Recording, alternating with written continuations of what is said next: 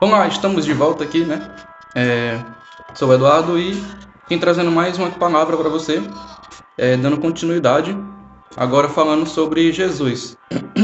Onde no vídeo passado eu tinha falado sobre relativismo moral e os seus problemas para a sociedade, e então eu apresentei um problema e apresentei uma solução.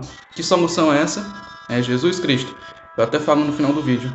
Então, esse vídeo é basicamente sobre isso, né? Falando sobre quem é Jesus, sobre quem de fato é Jesus, né? E eu intitulei a mensagem como o Cordeiro de Deus.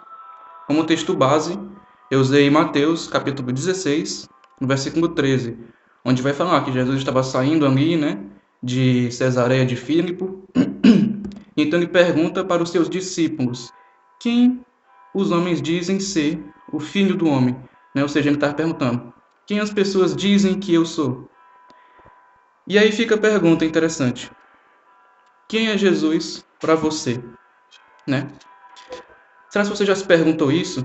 O que realmente Jesus significa para mim, ou talvez significou um dia? Quem é Jesus para mim? E muitas vezes algumas pessoas podem achar que Jesus foi um simples carpinteiro. Outros podem achar que ele foi um líder religioso.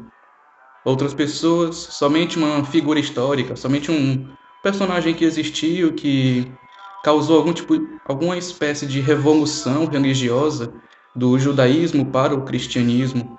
Então, algumas pessoas podem ter ele apenas como um revolucionário. E é claro, pode ser que você tenha escutado Jesus só por ouvir e nunca pensou sobre o que ele realmente significa para você. Pode ser que a sua avó ou seus tios, algum parente seu que seja católico ou evangélico, já tenham falado de Jesus, mas nunca causou nenhum tipo de impacto em você, nunca causou nenhum tipo de mudança. Você nunca nem se perguntou quem de fato Jesus é, o que ele realmente significa. As pessoas costumam falar: ah, Jesus morreu por você, para salvar dos seus pecados, mas muitas vezes a gente não entende que Jesus ele é muito mais do que pensamos. Muitas vezes temos uma visão muito limitada de quem Jesus foi. Às vezes a gente nem entende a profundidade da sua obra ali na cruz do Calvário. As pessoas falam: ah, Jesus morreu por você, foi para salvar dos seus pecados, mas muitas vezes você talvez até pense: como assim morreu pelos meus pecados? Por que ele morreu? Por que foi preciso Jesus morrer para me salvar dos meus pecados? Como assim pecados? Que salvar? Como assim? O que é que eu fiz de errado? E aí é onde a gente entra com a mensagem. Eu espero que esse vídeo não fique muito longo, né? Basicamente eu vou tentar resumir aqui e ser bem breve, para não pegar muito tempo. Então a primeira parte é falar sobre a obra expiatória de Cristo, ou seja, falar sobre a obra do sacrifício de Jesus, sobre o propósito do sacrifício dele. Qual foi o propósito do sacrifício de Jesus? É uma pergunta. Outra pergunta: por que Jesus morreu por nós? Tipo, ele não poderia ter nos salvado estando vivo? Foi preciso realmente ele morrer, por quê? Qual é o propósito dele se sacrificar? Como assim nos salvar dos nossos pecados? Né? Então, a primeira resposta para a nossa primeira pergunta é: qual é o propósito do sacrifício de Jesus? E a primeira resposta é: para nos salvar.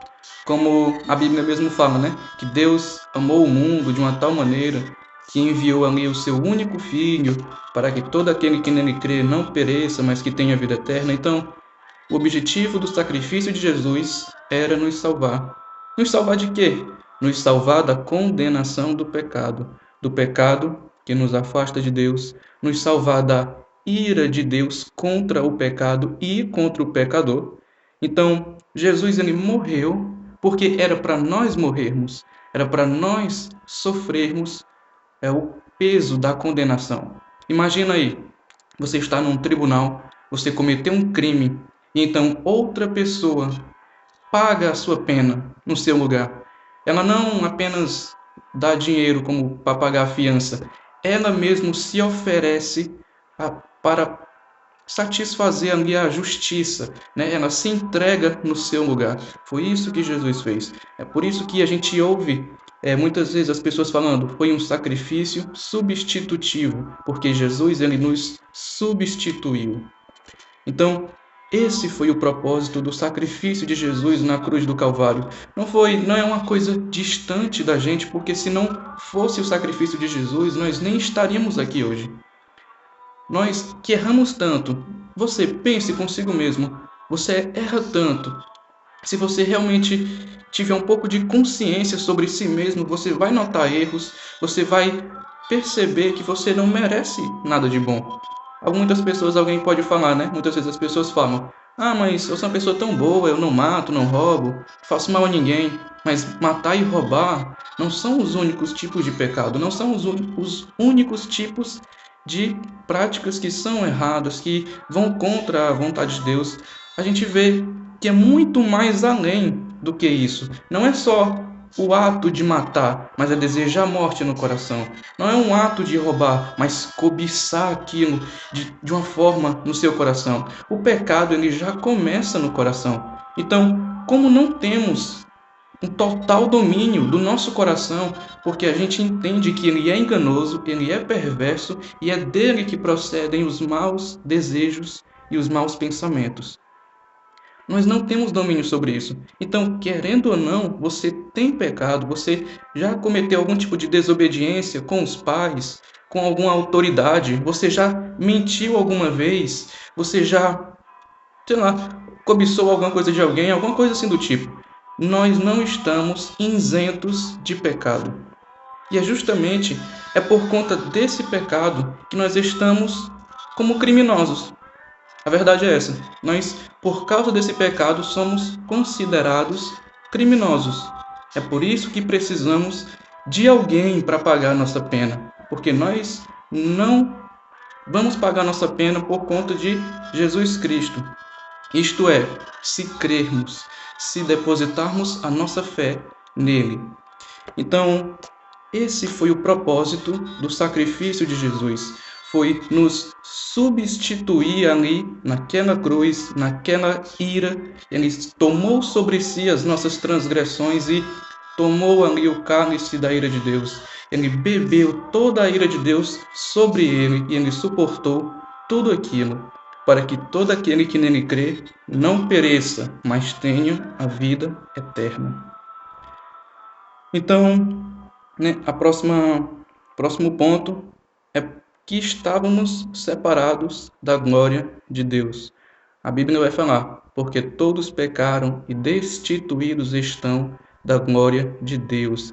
É justamente por isso, que Jesus ele morreu por nós, se sacrificou por nós. Porque imagina, você é um criminoso, tem que pagar a pena, mas você está fugindo da pena. Então, você está separado daquele que pode lhe perdoar. E o que Jesus faz? Ele vai de encontro a você, ele traz e ele lhe aproxima novamente de Deus, que ele perdoa. Então, o sacrifício de Jesus serviu também para nos reconciliar juntamente com Deus novamente, uma coisa que por causa do pecado, o homem estava ali separado de Deus. Porque imagina bem, um Deus santo, que não tem pecado, e um ser humano que é totalmente pecador, como algo assim pode se bater? Ou seja, por conta do pecado, estava separado. A gente vê pelo exemplo de Adão. Adão foi criado uma criatura boa, não tinha pecado algum, mas a partir do momento que ele pecou contra um Deus que é santo, ele cometeu algo errado contra um Deus que é totalmente certo. Ou seja, a partir desse momento o homem se separou de Deus. Foi posto ali um abismo, onde o ser humano já não conseguia mais se aproximar do Criador, porque o Criador que é totalmente perfeito, totalmente santo, puro, e agora o ser humano que cometeu o pecado, agora é pecador, é impuro e não é mais uma criatura que não tinha pecado, porque agora ele pecou. Então, a partir desse momento, onde ali Adão peca, toda a humanidade que herdou o pecado de Adão, somos nós todos viemos de Adão, herdamos essa característica de ser pecador. né? Quando você nasce dos seus pais, você herda todas as suas características. Muitas vezes uma criança nasce com traços do seu tataravô. Então, a gente percebe que nós herdamos, né, essa característica de Adão, porque, como eu falei, se a gente for examinar a nós mesmos, a gente vai notar erros, falhas e faltas, né, na nossa moralidade, na nossa bondade com as pessoas. A gente não é tão bom quanto deveria ser, a gente não ajuda quanto a gente poderia ajudar. A gente sempre faz insuficiente, né? A gente é sempre insuficiente com relação àquilo que a gente poderia ser, com aquilo que a gente sempre poderia fazer mais e muitas vezes não fazemos. Então a gente percebe que há falta em nós em muitas coisas. Nós não somos perfeitos e é justamente por não sermos perfeitos que nós precisamos de alguém que é perfeito para cumprir uma justiça perfeita, já que nós não conseguimos. Esse alguém é Jesus Cristo. E por estarmos, né, separados da glória de Deus por conta desse pecado, nós éramos inimigos de Deus e éramos, por natureza, filhos da ira, né? A Bíblia ela vai falar aqui, no capítulo 5 de Romanos, no versículo 10, vai falar assim: porque se nós, sendo inimigos, fomos reconciliados com Deus pela morte de seu Filho, muito mais, tendo sido já reconciliados, seremos salvos pela sua vida. Então a gente percebe aqui, mediante a palavra de Deus, que nós éramos inimigos de Deus. Como assim inimigos de Deus? Por causa do pecado. Como eu falei, um Deus que é totalmente santo, ele não pode entrar em comunhão com o pecado. Como a luz pode entrar em comunhão com as trevas, como o bem pode entrar em comunhão com o mal. Isso é uma coisa que não se bate. É por isso que éramos considerados inimigos de Deus por causa do pecado. Mesmo muitas pessoas não matando, não roubando, não fazendo mal ao próximo, mas no seu coração que está cheio de pecado, que consequentemente o seu corpo inteiro também está cheio de pecado, essa pessoa também é inimiga de Deus.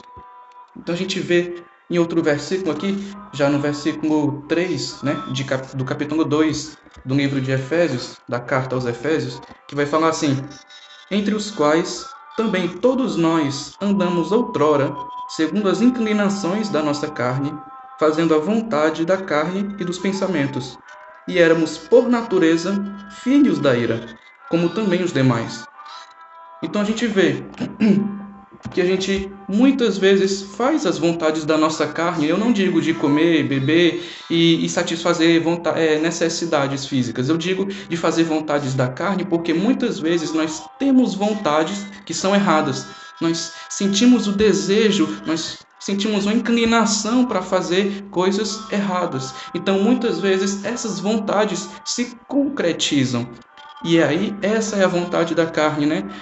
A que a Bíblia vai denominar de várias coisas. Lá em Gálatas, no capítulo 5, vai falar que é a imoralidade sexual, que é o adultério, que é a cobiça, que é os homicídios, que é tantas outras coisas ruins que provêm do coração, e todas essas coisas são frutos da carne, são vontades pecaminosas. Então a gente percebe que o problema do ser humano não é apenas matar, roubar e fazer mal ao próximo. O problema do ser humano está mais profundo do que isso. É mais lá dentro da raiz do seu coração. Há um problema sério com o ser humano e não é a falta de educação, não é o meio pelo qual ele está ali inserido, não é falta de oportunidade na vida, porque pessoas que são educadas, pessoas que convivem num meio bom, pessoas que tiveram oportunidades na vida, ainda assim elas falham, elas erram, elas pecam, elas são pecadoras ainda assim. Então a gente percebe que o problema do ser humano não está naquilo que é externo, mas é naquilo que é interno, que vem do coração. O problema do ser humano é mais para dentro. Algo que ele próprio não tem domínio. Não tem como você dizer: a partir de hoje eu não vou pecar mais, a partir de hoje eu vou ser perfeito. Isso nunca vai acontecer. Nunca. Nunca vai acontecer porque você não tem domínio sobre as suas próprias vontades pecaminosas. A Bíblia vai falar que tem um versículo lá em Salmos que vai dizer: em iniquidade fui formado e em pecado me concebeu a minha mãe. Então é desde o ventre que nós já somos pecadores.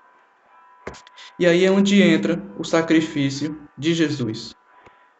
Porque a gente percebe que o ser humano está numa condição horrível.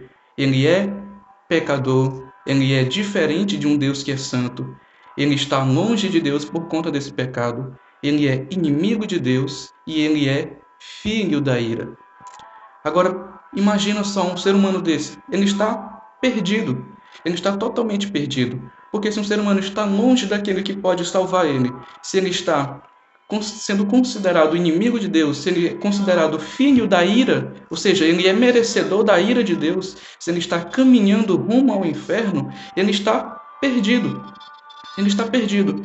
E é aí onde entra o sacrifício de Jesus, onde a Bíblia vai falar, aqui em Isaías capítulo 53, no versículo 5, vai falar: mas ele foi ferido por causa das nossas transgressões e moído por causa das nossas iniquidades. O castigo que nos traz a paz estava sobre ele, e pelas suas pisaduras nós fomos sarados. Ou seja, o castigo que nos traz a paz estava sobre ele. Foi por Jesus ter sido castigado por Deus que nós hoje temos paz com Deus.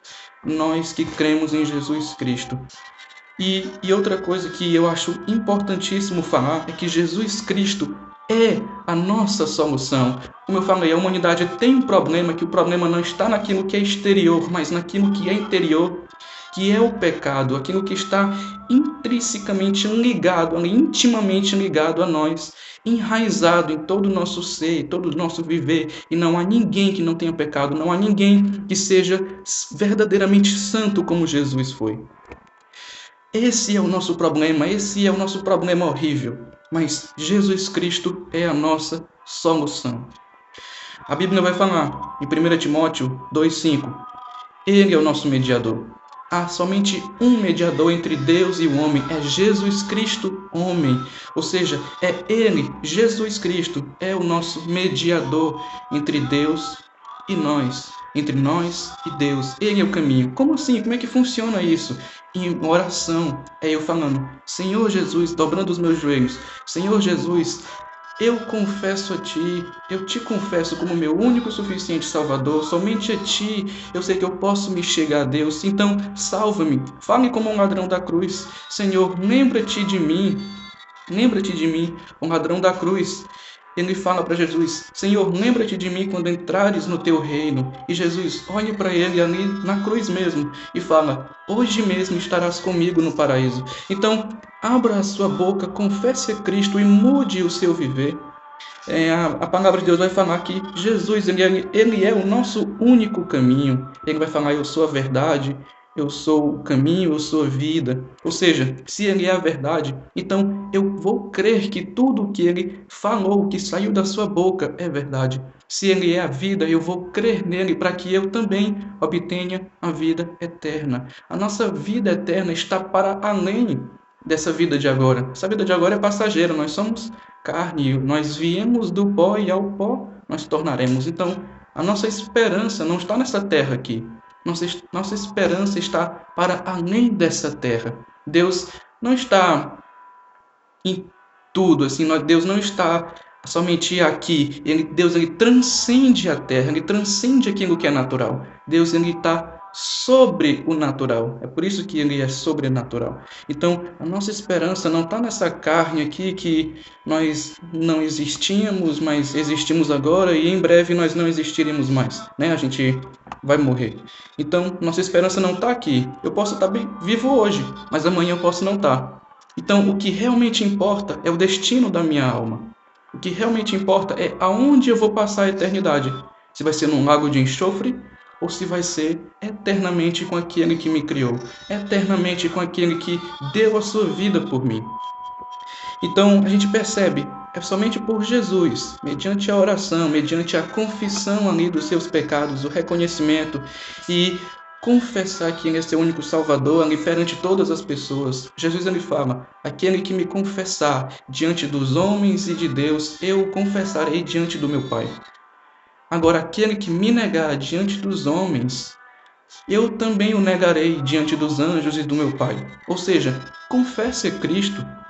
Confesse a Ele. Existe uma boa notícia. Existe uma boa notícia para aquele homem que eu falei que estava perdido ali, caminhando rumo ao inferno, sendo destinado ali, sendo merecedor da ira de Deus. Existe uma boa notícia para você. Eis a nossa esperança. Romanos capítulo 8, versículo 1, está escrito: nenhuma condenação há para aquele que está em Cristo Jesus. Ou seja, somente em Cristo Jesus nós estamos livres de qualquer condenação, nós estamos livres da condenação que o nosso pecado, que o nosso erro, que muitas vezes nós nem sabemos que estamos errando, mas estamos. Esse pecado, esses pecados que você nem sabe que tem, você está livres da condenação que eles trazem mediante a Cristo Jesus, porque Ele é o autor e o consumador da nossa fé. Então, deposite a sua fé em Jesus Cristo, confesse a Ele com todo o seu amor. A verdade é que não há coisa mais desejosa do que ser cristão, não existe coisa mais desejosa do que você servir a Cristo, você ter aquela paz de que não importa se eu morrer hoje, eu vou estar com o meu Criador eternamente. Em Cristo, a verdade é que em Cristo nós temos salvação. E nenhum outro. É somente em Jesus Cristo. Então, creia em Jesus Cristo e se arrependa dos seus pecados. Eu queria ler aqui para finalizar em João, no capítulo 3, no versículo 36, que diz assim: por isso, quem crê no Filho tem a vida eterna. O que, todavia, se mantém rebelde contra o Filho, não verá a vida, mas sobre ele permanece a ira de Deus. Ninguém quer a ira de Deus. Então creia no Filho, se arrependa dos seus pecados, porque Ele é a nossa esperança, Jesus Cristo é o nosso mediador, Ele é o único caminho, Ele é a nossa solução. Então, leia a Bíblia, leia os Evangelhos, procure uma igreja mais próxima, converse com pessoas mais sábias e, novamente, sempre fale com Deus, sempre coloque as suas ansiedades sobre Ele, fale com Jesus, e mediante a oração, dobre seus joelhos, se humilhe perante aquele Deus tão grandioso, porque Ele amou o mundo de uma tal maneira que enviou o seu Filho para que todo aquele que nele crê não pereça, mas tenha a vida eterna. E então, eis o Cordeiro de Deus, é Jesus Cristo, o nosso único e suficiente Salvador. Então, fica com essa mensagem e que Deus o abençoe, a abençoe. E um grande abraço.